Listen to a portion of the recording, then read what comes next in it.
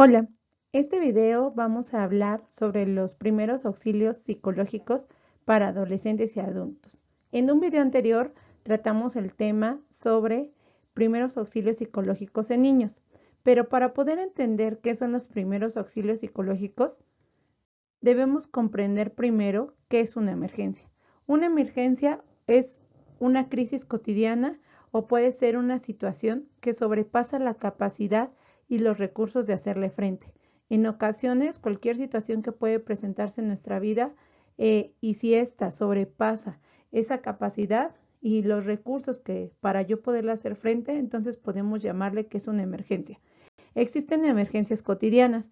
Puede ver, las emergencias cotidianas son inundación, un divorcio, un desempleo, un incendio.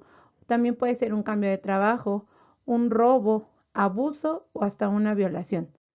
Dentro de las características de las crisis cotidianas podemos encontrar 5 puntos. Número 1, pueden ser frecuentes, en ocasiones también pueden ser repentinas. Hay crisis cotidianas que son inesperadas, que en algún momento nunca pensamos que iban a pasar. También hay crisis que son de manera urgente y otras que pueden afectar a la familia. Si alguna de estas crisis se presenta dentro de una persona, es posible que nosotros podamos aplicar los primeros auxilios psicológicos. Existen niveles de factores de riesgo que pueden provocar estas crisis o estos incidentes críticos. Estos niveles de factores de riesgo lo podemos dividir en tres. Número 1, en ambiente. En cuanto al ambiente, son aquellas condiciones o circunstancias físicas que estas mismas son externas hacia la persona y que pueden influir en la percepción de su alrededor. El siguiente factor de riesgo puede ser las situacionales. Son aquellas circunstancias que pueden afectar a alguien en un determinado momento y que también son externos al igual que el ambiente, pero estas van a contribuir en tener una vivencia negativa o positiva. También existen factores de riesgo que son personales y en cuanto a las personales nos referimos que son un conjunto de actitudes personales que cada uno de nosotros como individuos va a poseer, pero estas se pueden adquirir desde la adolescencia, en la juventud y además son inherentes. Cuando una persona recibe un incidente crítico o una emergencia, el papel de la familia es primordial, ya que ellos son aquellas personas que nos van a ayudar a darle un cuidado tras un incidente crítico. ¿Qué tiene que hacer entonces el padre o la madre? Número 1, no tratarle como si fuera un niño. En ocasiones los padres, al ver que pasó una emergencia o un incidente crítico con su hijo, le tratan como si fuera realmente un niño, cuando nosotros sabemos que los adolescentes quieren que se les trate como un adulto. También, ¿cuál es uno de los errores de los padres? Que al tratarles como un niño empiezan a descalificar. Por eso es importante que nosotros le podamos tratar de igual a igual y dar y recibir la ayuda. Eso quiere decir que nosotros podemos dar ayuda, pero también recibirla. No solamente montarnos en el papel de padres, sino también el que nosotros podemos recibir un consejo de ellos.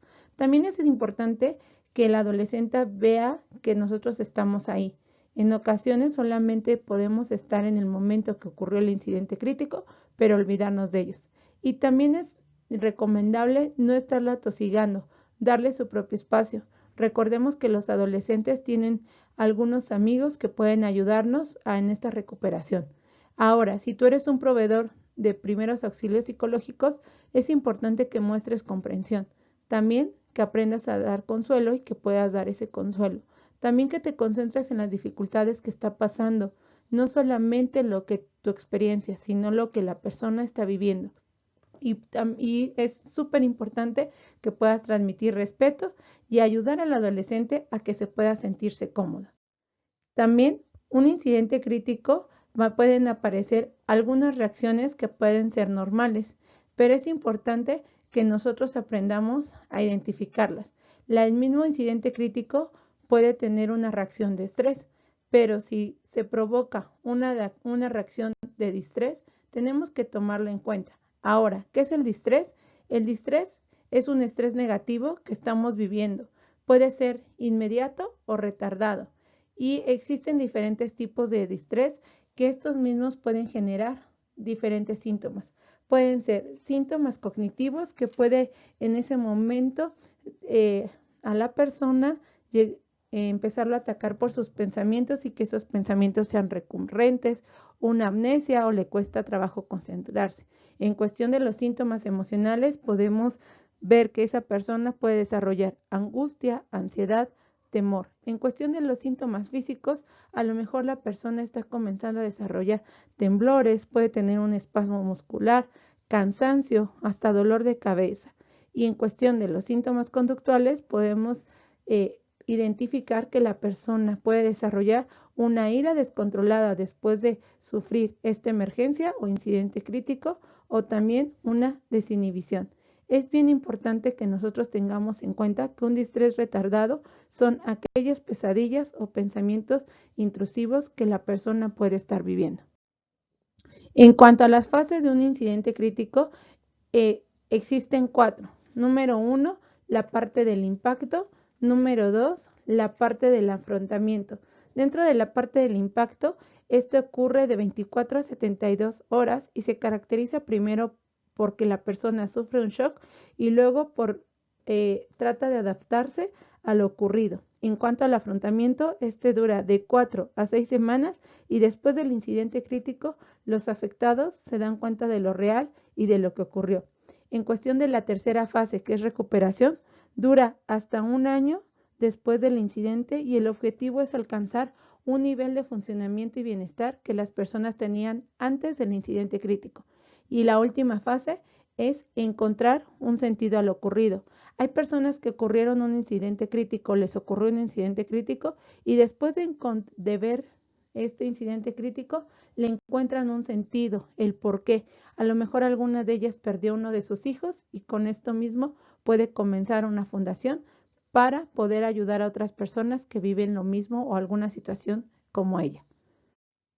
Existen también elementos del programa de seguimiento preventivo. Si ya la persona sufrió algún incidente crítico y se le está dando primeros auxilios psicológicos, es importante que nosotros podamos implementar un programa de seguimiento. Y son en 3 fases. Número 1, primeros auxilios psicológicos. Estos deben ser ofrecidos en las 72 horas tras el incidente crítico o en la fase de impacto. El siguiente elemento es la psicoeducación, que es muy importante. En ella nos va a ayudar a informar a la persona qué puede hacerse para que ella se pueda recuperar. Y el número 3, que es la parte de la recuperación, esta etapa nos ayuda a que las personas decidan buscar ayuda. Nosotros llegamos a dar estos primeros auxilios psicológicos, pero ellos van a decidir buscar esa ayuda y además es importante que se haga una valoración después de un año para ver su recuperación. Y por último, sin dejar a un lado, cuando nosotros aplicamos estos elementos, es importante que tengamos unos estándares de calidad que nos van a ayudar a prestar la atención por un incidente crítico. El uno de ellos es la ayuda debe de estar siempre disponible. Cuando nosotros aplicamos primeros auxilios psicológicos, debemos de tomar en cuenta que siempre la ayuda debe de estar disponible y esa ayuda para que las personas puedan realmente salir beneficiadas.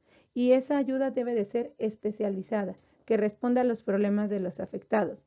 Número 2, es importante que también exista ayuda online o a través de las redes sociales, ya que si la persona sufrió un accidente, va a querer tener información sobre cómo están los demás de sus familiares, etcétera, para poder sentirse seguro.